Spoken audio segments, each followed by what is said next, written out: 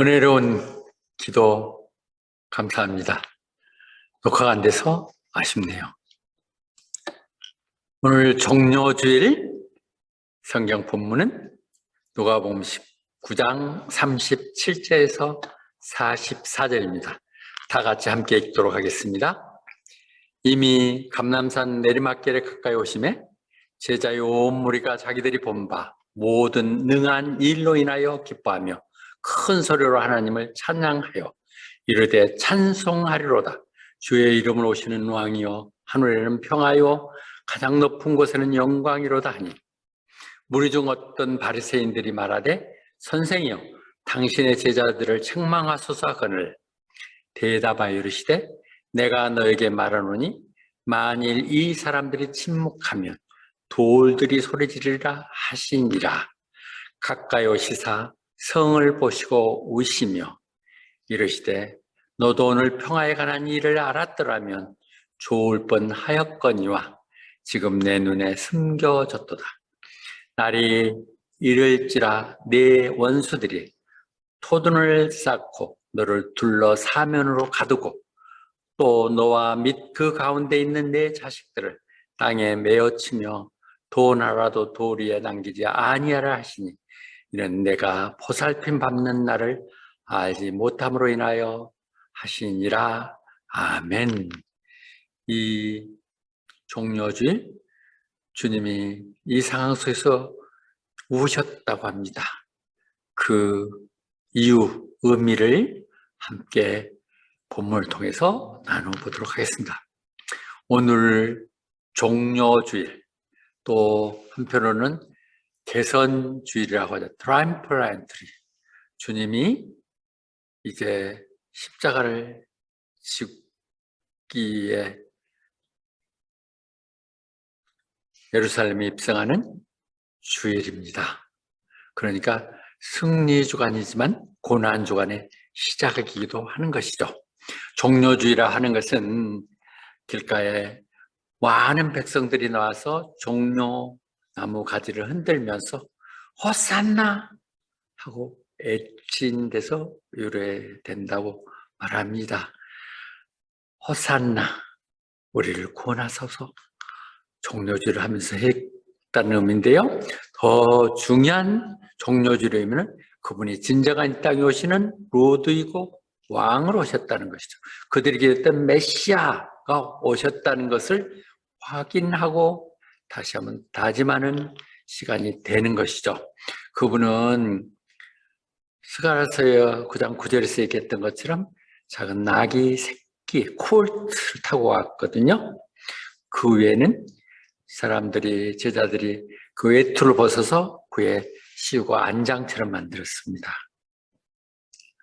특히 바로 앞에 절에서 보면 그 밭백에서 나무에 걸려있는, 매어있는 나귀를 풀 때 주인이 왜 나무에 나귀를 푸십니까? 했을 때 주께서 쓰신다고 얘기했을 때 그건 흔쾌흥하죠.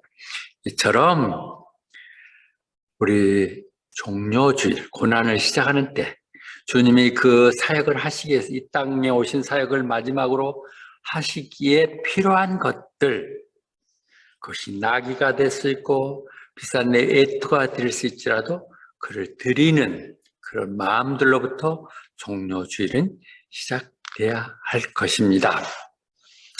주님은 이 땅에 죽으러 오신 것이죠. 그리고 그 사역의 하이라이트는 십자가를 지시는 것이죠. 그래서 가이사라 빌립보에서 제자들에게 내가 누구라고 생각하냐? 물었을 때 제자들이 갖가지 얘기하다가 베드로가 얘기하죠. 주는 그리스도시요 살아계신 하나님의 아들이다. 주님이 너무 흡족하셔가지고 내가 그 위에 교회를 세우리라 말씀하시고요. 이제 그렇다면 나는 예루살렘에 가야 될 것이고 고난을 받아야 될 것이라고 얘기하죠. 그때 제자들 특히 베드로가 그리하면 아니 되시옵니다. 절대 그런 일은 일어날 수 없습니다 했을 때 바로 또 주님이 돌변해서 그렇게 얘기하더니 사탄아 물러가라. 왜요? 너는 그동안 3년 동안 나한테 배우고 이제 고백을 했길래 뭐 좀 아는 줄 알 때는 오직 사람들 생각에 꽉 차 있고 하나님의 계획은 전혀 관심에도 없다는 걸 보면서 사탄이 이렇게 합니다. 행여 우리들도 많은 신앙 속에서 우리가 집사니 권사니 안수집사니 하면서도 정말 하나님 일에 대해서는 나 몰라라고 내 생각, 내 마음이 빠져있지는 않은지요. 사탄이 아닐지라도 사탄이 어쩌면 조종받고 있는지도 모르지요. 주님은 단호하게 얘기합니다. 약속된 대로, 예언된 대로, 성경이 쓰여진 대로 나는 갈 것이다. 왜? 그분은 가서 죽어서 이 땅에 많은 죄인들의 죄값을 계속 랜섬 치러야 되기에 그의 전령으로 왔던 세례 요한은 예수님이 지나가는 거 보면서 그렇게 하잖아요. 보라, 세상 짐을 지고 가는 하나님의 어린 양이로다. 세상 짐의 대속을 하기 위해서 이 6월절에 돌아가시는 거죠. 희생양이 되시는 것을 얘기하는 것이죠. 그렇게 해서 우리 구원이 이루어지기에 시편 118편 25절에서 예언했던 호산나, 그 말은 Lord save us, Lord grant us success라고 얘기할 수 있는 것이죠. 이 오늘 본문의 배경은 그러니까 베다니아에서 이제 예루살렘에 들어가는 과정에서 일어났던 일들이거든요. 오늘 과정은 바로 3km, 2마일 이내의 반경에서 일어났던 부분인데요. 예수님께서 이제 올리브산 근처에 왔었을 때 많은 군중들이 하나님을 찬송했다는 것이죠. 왜? 그들은 예수님이 하시는 그 놀라운 기적들을 많이 봤기 때문에 찬송했다는 것이죠. 이 종료절 또 하나는 주님을 찬송하는 것입니다. 왕으로 이 땅에 오셨는 성탄절이 아니라 이제는 그 사역을 이 땅에서 일기 사역을 마치는 그 구원의 역사를 펼치는 그 분을 우리는 찬양해야 되는 것이죠. 여기서 많은 기적을 봤다고 얘기하는 부분은 바로 그 베다니에서는 그 베다니에는 나사로가 이미 죽어서 나흘이 됐는데 예수님께서 무덤에서 불러내고 생명을 살렸다는 것, 그를 봤던 사람들이 모든 소문이 퍼져나가면서 많은 사람들이 그 주님을 보겠다고 몰려든 것이죠. 그때 바리새인들은 얘기합니다. 선생이요, 당신 제자들 좀 나무라세요. 그렇게 좀 못하게 하세요.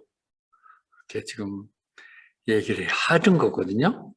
그들은 지금 자기 스스로의 기득권 때문에 이게 지금 굉장히 위협을 받고 있다고 생각한 것이죠.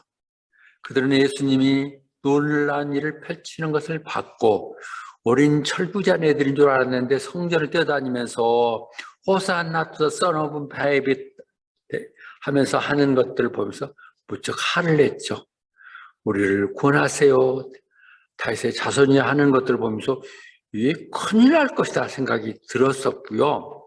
그래서 요한복음 11장에서도 보면 바리새인들이 자기들끼리 모여서 율법학자들이랑 얘기하죠. 우리가 어떻게 해야 되냐? 그가 그렇게 많은 놀라운 일을 펼치고 있어서 그냥 우리가 그대로 내버려두면 모든 사람들이 예수를 믿게 될 것이다. 예수를 믿는 건 우리를 대적하고 우리의 적이 된다고 그들은 생각하는 거죠. 아니요. 그들이 해야 될 일들을 오히려 대적하고 나서는 것이죠. 또 이어진 12장에서는 그들이 보면서 뭐 하나가 제대로 나가는 게 없다. 우리들에게 너무 불리하게 모든 문제들이 진행되고 있다. Nothing is going right. 우리한테 안 돼. 봐라. 온 세상이 다 예수를 따르는 것 같잖아. 이렇게 불안한 가운데서 그들 좀 조용히 하라고 이렇게 좀 하지 말라고 얘기를 한 것이죠. 그때 주님이 그들 향해서 얘기합니다. 내가 이들을 조용하게 말 못하게 하면 돌들이라도 일어나서 소리 지를 것이다. 돌이라도 일어나서 할 것이라고 얘기하고 있습니다. 마태복음 21장은 시편 8편 2절을 통해서 다시 한번 얘기합니다. 하나님께서는 어린아이, 심지어 젖먹이에까지도 찬양할 수 있도록 해서 하나님을 높이고 하나님을 나타내게 하셨다고요. 우리는 이렇게 아이들이 함께 찬양 올라와서 노래하고 찬양하고 춤추는 거 얼마나 아름다운지 모르겠어요. 우리 젊은 부부들 대부분이 어린아이 때문에 찬양을 할 수 없거나 그래서 많이 제한을 받는 경우가 있는 것 같은데요. 그러지 마십시오. 우리의 제일 아름다운 것은 나는 보니까 애들 가슴에 안고 찬양하는 만큼 아름다운 게 어디 있겠어요. 애들과 함께 하세요. 얼마 전에 보니까 다니엘, 제이, 마에미, 사무엘 다 나와서 이렇게 찬양하고 하는 모습들은 너무 아름다웠거든요. 잘하고 못하는 것이 아니라 어려서부터 그렇게 찬양하며 배우는 것, 하나님은 그들의 입술을 열게 하시 높이게 하는 것, 그들의 앞으로의 미래의 이 교회 주인들이 찬양하는 것에 익숙하도록 해야 될 것입니다. 조용히 하면 돌이라도 들어서 쓰시는 하나님, 그 아이들이 하나님의 찬양을 할 수 있도록 그렇게 하십시다. 그래서 히브리서 13절도 얘기하듯이 3장도 얘기하듯이 우리는 주님을 영접한 우리 신앙의 고백들이 입술로 나타나야 되고 그것이 바로 우리의 찬양의 제사라고 얘기했습니다. 우리 교회는 그랜 교수님의 영향력으로 나름대로 어느 정도 그렇게 너무 보수적인 고려한 것도 아니고 그렇다고 해서 너무 현대적으로 그런 것도 아닌 적절한 중형을 갖추는 그런 찬양으로 정착하고 있습니다. 은혜 받는 것, 잘하고 못하는 것이 아니라 진심을 담아서 하는 찬양들, 그것이 늘 우리 예배의 전통으로 세워져 나갈 것입니다. 그래서 예배에 찬양을 소람이 없는 그 자체가 보조가 아니라 찬양 자체가 예배라는 생각을 갖고 이렇게 하십시다. 물론 찬양, 어뮤즈먼트, 찬양으로 하는 모습 그런 놀이가 아니라 찬양을 통해서 하나님을 높이는 것이 되어야 될 것입니다. 정말 기쁨을 하나님께 찬양하는 것, 그것이 구원받은 자들이 마땅히 해야 될 것입니다. It is fitting for the upright to praise Him. 그렇게 하는 것입니다. 지난 금요일 시온셀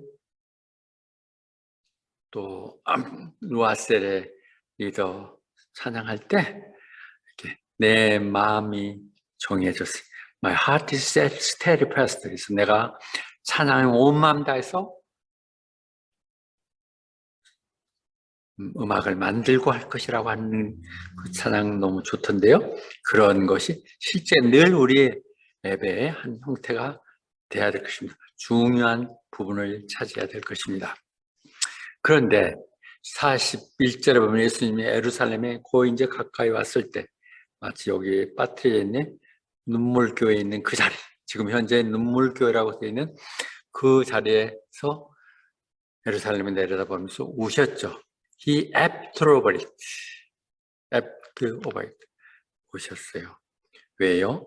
누가복음에서 다시 한번 설명하는 부분은 그렇게 하죠. 예루살렘아, 예루살렘아, 안타까운 마음으로 얘기하죠. 그렇게 너희들에게 복음을 전하고 선지자들의 예언을 보냈는데도 다 그를 죽이고 돌팔마이스 하고 그럼에도 불구하고 꾸준히 참고 기다리며 암탉이 병아리 앉듯이 품으려고 그러지만 너희들이 싫다고 받아들이지 않는 너무도 강팍한 마음들 이를 꾸짖고 있거든요. But you are not willing. 혹시 우리도 그렇게 하지는 않는지요? 주님을 너무 오래 기다리게 하시고 있지는 않으신지요? 문 밖에 두드리는 주님, 우리가 너무 명확하게 뿌리치고 있지는 않는지요? 그러나 또 바로 이어졌을 때 그렇게 찬양하며 허산 나라에 있었던 그 군중 무리들이 금방 빌라도 법정에서 빌라도는 예수님이 전혀 죄가 없어서 풀어주고 싶어 해가지고 바라바까지 내세워서 그 중에 누구를 풀어주면 좋겠냐고 했을 때 그들은 바라바를 풀어주고 예수님을 십자가에 차라 크루스파임하고 외쳤죠. 너무도 쉽게 변하는 상황에 따라서 너무너무 가벼운 그들 백성들을 보면서 또 안타까움이 들었겠죠. 주님 이 땅에 계실 때 울기도 많이 하셨죠. 나사로 죽었다는 걸 보고 그 누이들이 마르다가 마리아가 우는 걸 보면서 또 안타까워서 진짜 쎄트 울기도 하셨고요. 그러나 이 바로 내일 모레 목요일 밤 그는 눈물이 피가 되도록 피가 눈물이 되어 나오도록 그렇게 주님께 이 잔을 피할 수 있으면 피해달라고 기도하다가 그러나 내 원대로 말고 하나님이 뜻대로 하시옵소서 하고 받아들이게 되죠. 그렇게 해서 구원의 역사가 시작되는 부분을 볼 수 있습니다. 42, 43, 44절은 왜 안타까운가 하는 마음들을 담아서 지금 얘기하고 있거든요. 너희들의 이 시간, 내가 이 땅 예루살렘에 와서 펼치고자 하는 그 평화 내용을 알았다면 너희들이 나를 이렇게 죽이려고 십자가에 매달도록 그렇게 하지는 않았을 텐데 너희들 너희는 몰라서 보이지가 않아서 그 얘기를 하는 것이죠. 안 보이니까. 그래서 너희들은 이제 완전히 그 적들에 둘러싸여서 이 성은 완전히 해파될 것이고 돌 하나도 없게 될 것이다. 완전히 침략당하고 망하고 불사살하실 것이라고 얘기했죠. 왜냐하면 너희들이 그 구세주 오시는 것을 몰랐기 때문에 주님이 오신다는 그 관심도 부족고 왔더라도 우리가 원하는 구세주가 아니라고 거절했기 때문에 이렇다는 것이죠. Did not recognize the time of God's coming to you. 주님이 오신다고 하셨는데 그 약속을 믿는다면서 전혀 엉뚱한 찾는 그들의 안타까운 마음들 보시면서 얘기한 것이죠. 그래서 그들은 칼로 다 죽임을 당할 것이고 배임을 당할 것이고 또 너희들과 너희 후손들이 모두 다 포로로 잡혀갈 것이고 이 성은 완전히 해파될 것이며 이 땅에 정말 전쟁, 기근 또는 재앙이 넘칠 것이라고 그렇게 얘기하십니다. 물론 이 부분은 35년 AD 70년에 35년 후인 AD 70년에 로마 장군 디도가 와서 완전히 에워싸고 포위해서 143일 만에 완전히 함락시키고 60만 명을 죽이고 수천만 명을 포로로 잡아가면서 완전히 전멸시키게 되죠. 이런 가까운 상황의 심판도 얘기하지만 사실은 진정으로는 주님이 다시 한번 오셔서 하실 심판에 대한 얘기인 것이죠. 요즘 펼쳐지는 모든 상황들, 그들은 성경에서 얘기하는 것에 비하면 언제 오신다고는 할 수 없잖아요.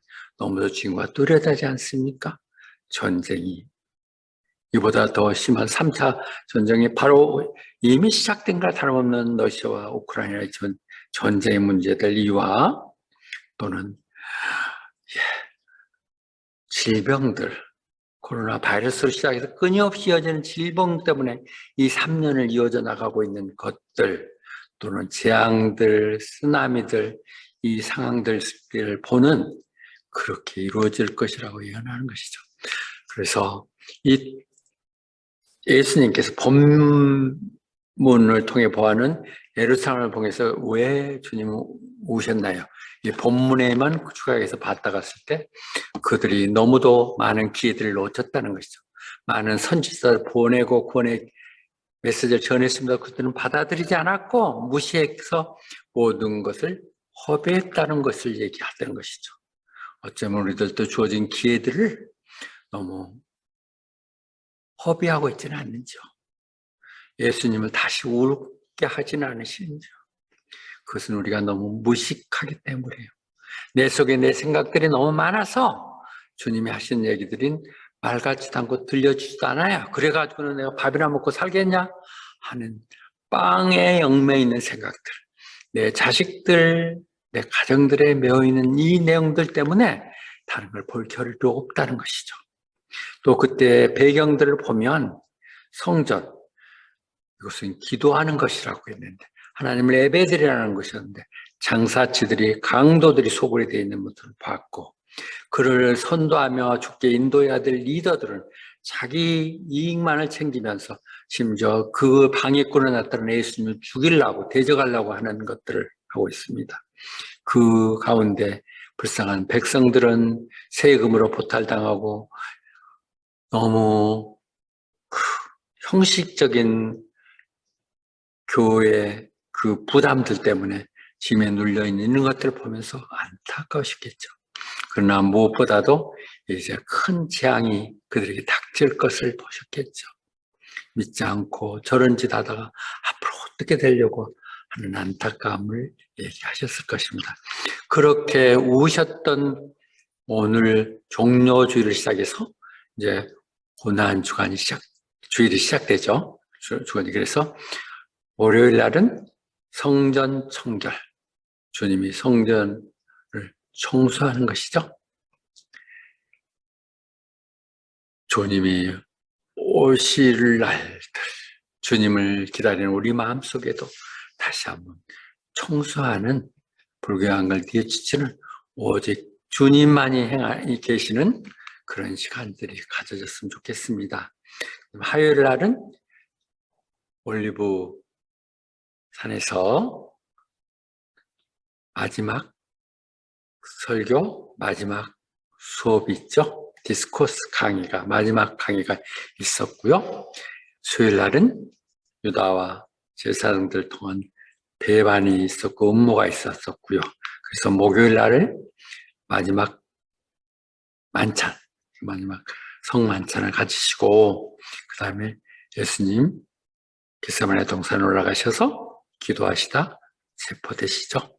그리고 금요일 아침 빌라도 법정에 서게 되고 십자가에 매달려 돌아가시게 되는 성금요일, 그 프라이데이, 그 다음 주일날 다시 한번 주님이 부활하시는 빅터 지저스의 부활을 선포하게 되는 것입니다. 우리는 이 고난주간에만 그 눈물의 의미를 생각하며 함께 오십시다. 우리의 부족한 신앙들, 너무 넘어지는 신앙들, 잘못된 모순투성인 것들, 너무 이기적인 신앙들에 대해서 다시 한번 회개하며 올 수 있었으면 좋겠습니다. 주님이 불쌍해서가 아닙니다. 주님 말씀하셨잖아요. 이스라엘 딸들아, 나를 위해서 울지 말고 너와 너희 자녀들 위해서 울라고. Don't cry for me, 아르헨티나. 말이 생각이 나는군요.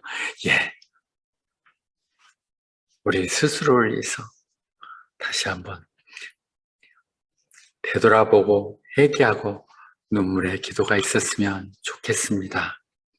우리가 그렇게 기도할 때 내 부족함들, 나 때문에 돌아가신 그 주님을 생각하며 내가 기도를 할 때 마치 우리 앱에서 이상형 집사님이 또는 이미진 집사님이 또는 눈물로 기도하다가 기도를 제대로 보다적 눈물을 흘리는 그 눈물들을 하나님은 기억하시고 다 눈물병에 받아 넣으신다고 하잖아요.